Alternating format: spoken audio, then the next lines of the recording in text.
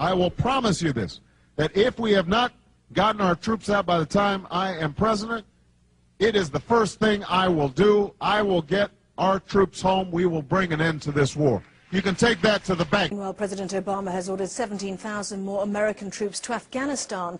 It's the first stage of a build-up that will eventually see 60,000 U.S. troops deployed to the country. The U.S. president has revealed his plan for Afghanistan, escalating the war at the fastest possible pace. It is in our vital national interest to send an additional 30,000 U.S. troops to Afghanistan.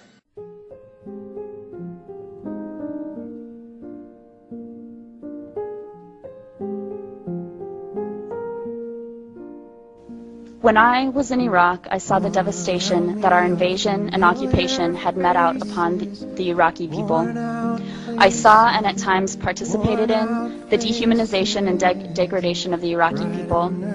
By robbing others of their inherent dignity, by denying them respect, and by treating them as the less than human other, we ultimately robbed ourselves of our own dignity, humanity, and compassion. You roll into Baghdad, every single big apartment building is blown up. Every single apartment building in Baghdad has been broken to the ground by artillery and airplanes bombing. You cannot meet someone in Iraq who has not lost a family member. Could you imagine what we had done in America if in 9/11 everybody in America lost a family member? What would we be doing? Would we be talking about war? No, we'd be in the streets with weapons. And so people talk about, oh, these people killing American soldiers in Iraq, they're terrorists. Not terrorists, they're wearing sandals. And they got an AK. And they got 14-year-old boys building bombs to kill these American soldiers because we killed their family. People just don't wake up and want to go kill people. I was ordered multiple times by commissioned officers and non-commissioned officers to shoot unarmed civilians if their presence made me feel uncomfortable. The primary loyalty is not to democracy or to the flag or to America or to the Iraqi people or to the rule of law. It is to each other's safety at the expense of everything else. There is a cost to this war, and this cost is being paid in American blood, in my soldiers' blood, and that is not okay. From my perspective, it didn't seem to make any sense what we did. We didn't accomplish anything. A few months after I was there, I mean, a lot of things weren't sitting right with me. The command structure, the missions that we were getting didn't make any sense. We're going after people, Mujahideen or Muj, and they didn't have any idea which ones were the right ones. We're kicking in the wrong doors, terrifying children, helicopters screaming over their heads at night, and I'm trying to calm the women and children while the men were dragged and separated out and completely humiliated in front of their families. 9/11 was a lie, I know it. We're soldiers, we know it. And on March 21st of 2003, my military service was hijacked in an unconstitutional order to invade the sovereign nation of Iraq. This is a slap in the face to every service member who feels used because he was told he was going to go fight for his country and then was sent to go kick in the doors of innocent people unprovoked in the middle of the night to draw fire into their house so that we might have somebody to shoot back at. If the media was not biased, this film would be shown here so that you could then make a decision. Show them both sides of the story and then let the human being make the decision whether they want their kids there or not. Don't show me one side and say it's patriotism, it's courageous. Nothing I did in Iraq was courageous. I brought fear into people's homes.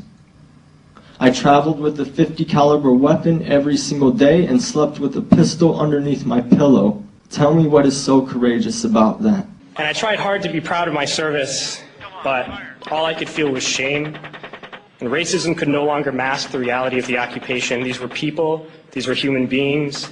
I've since been plagued by guilt anytime I see an elderly man, like the one who couldn't walk, who we rolled onto a stretcher and told the Iraqi police to take him away.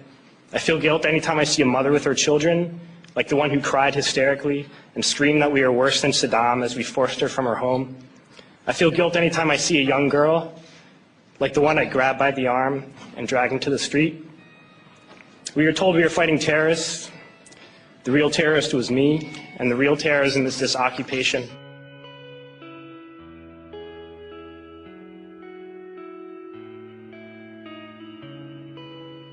Funding the war is killing the troops. I mean, if you really think about it, it's really, really blatantly obvious. And it's really stupid that we have to say this. But we do. We have to get down to basics. We have to break it down Barney style, as we say. When I joined the military, I raised my hand and said that I would protect the Constitution of the United States and its people, and against foreign and domestic enemies. But guess what? I did not raise my hand to protect private companies like KBR and put my life on the line so they can make a buck. When are we going to realize that people fighting in Iraq against us, they're not terrorists, they're soldiers? What would we do if somebody invaded us? I know I will pick up my weapon and fight against them. What the hell we call them? Terrorists? These people want their country back. Let's give them their country back. I won't even talk to politicians about the war, because there ain't no point in it. Democrat, Republican, they're all profiteers of war. Even lots of anti-war organizations are profiting off my brother's pain. I'm embarrassed at the state of politics in America that it's come to that. We have to talk to Congress like they're fucking children. We've got a responsibility to the honor of this country and to the honor of every man and woman who has served in Iraq and ever served in our military, to not leave them with anything less than the honor that they deserve. Honor? Are you kidding me?